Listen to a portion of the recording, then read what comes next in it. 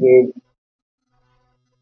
জান দিব জুলাই দিব না, এই আলোচনা সভার সম্মানিত সভাপতি ডাক্তার মুস্তাফিজুর রহমান ইরান, আমাদের সকলের প্রত্যাশা আগামী আন্দোলনে পরিবর্তনের ডাক দিয়েছেন 11 দলীয় ঐক্যজোটের সংগ্রামী শীর্ষ নেতা, বিরোধী দলের নেতা, আমি বাংলাদেশ জামাত ইসলামী ডাক্তার শফিকুর রহমান।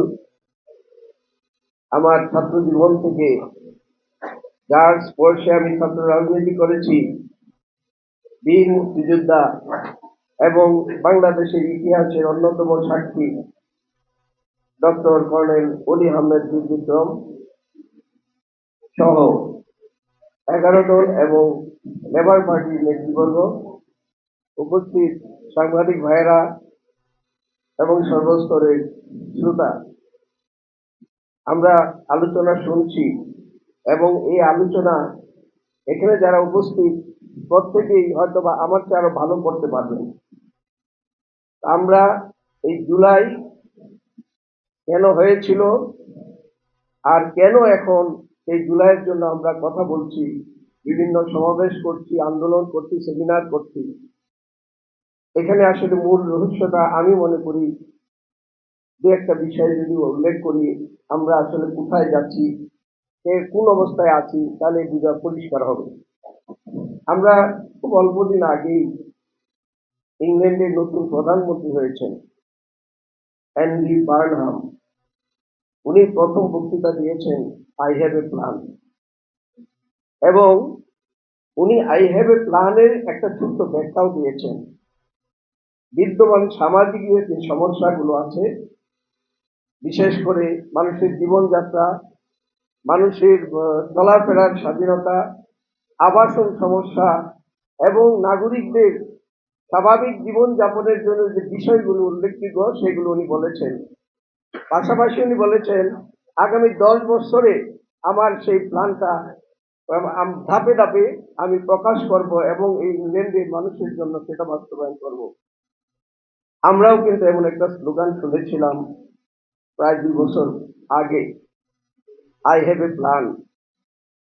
সেই প্ল্যানটা আসলে যদি ব্যাখ্যা আমরা দেখি নাই, কিন্তু এখন যেন আমার মনে হচ্ছে সেই প্ল্যানটা এখন কোথায় যাচ্ছে। সেই প্ল্যানটা কি জুলাইয়ের মধ্যে আছে? আমরা পরিষ্কার বলতে পারি সেই প্ল্যান এখন আর জুলাইয়ের মধ্যে নাই। সেই প্ল্যান আস্তে আস্তে ফেসিবাদের দিকে চলে যাচ্ছে। এই ফেসিবাদের জন্মদাতা এবং যিনি 1919 সালে এই ফেসিজমের উপরে আন্দোলন করে ন্যাশনাল ফেসিস্ট পার্টি জন্ম দিয়েছিলেন, সে বিনেতো মুসলিনি, এবং 21 বছর উনি ফেসিবাদ সেটা প্রতিষ্ঠিত করেছিলেন ইতালিতে। আর সেই ফেসিবাদের মূল কথা ছিল আপনার উগ্র জাতীয়তাবাদ, মত প্রকাশের স্বাধীনতা এবং রাজনৈতিক স্বাধীনতা হীন একটা সমাজ এবং সামরিক শক্তি সেখানে প্রকাশ করা। আর সেই ফেসিবাদ এখন পর্যায়ক্রমে সারা বিশ্বে সেটা প্রচলিত হচ্ছে, প্রতিষ্ঠিত হচ্ছে, এবং আমরা দেখছি আমরা নিকট অতীতে যে ফেসিবাদ, এই জুলাই ফেসিবাদ থেকে বিদায় উদ্ধার করেছিল, এখন আবার সে একইভাবে সেই ফেসিবাদের যে উপাদানগুলো আমরা এক এক করে দেখছি। আমরা দেখছি সংসদে বিধিমালার বিপরীতে গিয়ে সংসদে আইন পাস করা হচ্ছে। আমরা দেখছি মত প্রকাশের স্বাধীনতাকে ত্রুটি চেপে ধরার জন্য সাইবার সুরক্ষা আইন পালন নতুন করে আপনার আইন প্রণয়ন করা হচ্ছে, যেখানে 4টা শব্দকে অপরাধ হিসেবে উল্লেখ করা হয়েছে। সেই অপরাধগুলো হলো হেয় প্রতিপন্ন করা, গুজব, মানহানি।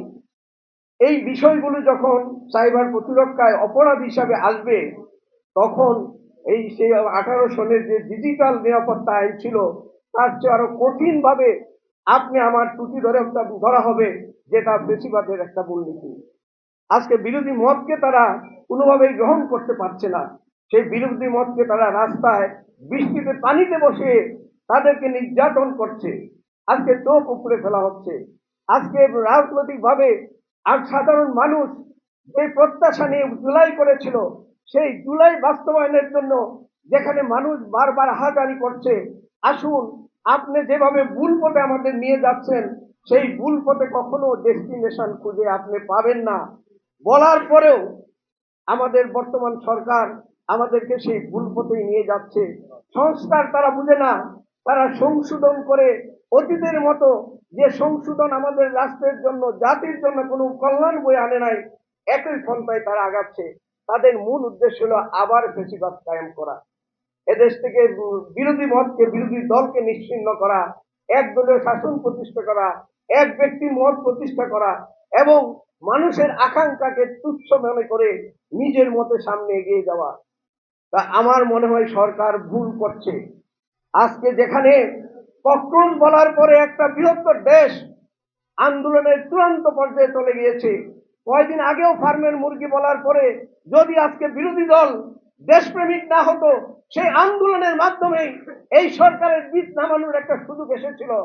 আমরা যেহেতু দেশপ্রেমিক, এই বিরোধী দলের নেতা এই বিষয়টাকে ও আমলে নেন নাই, কোনো ধরনের প্রশ্রয় দেন নাই।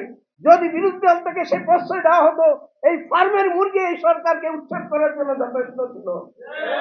আমার মনে হয় বর্তমান সরকার বিষয়টাকে অনুধাবন করবেন। আপনি অনেক বড় আগুন নিয়ে খেলছেন, এই আগুনে বাংলাদেশের মানুষ পুড়বে না, অথবা কিছু জীবন দিতে হবে।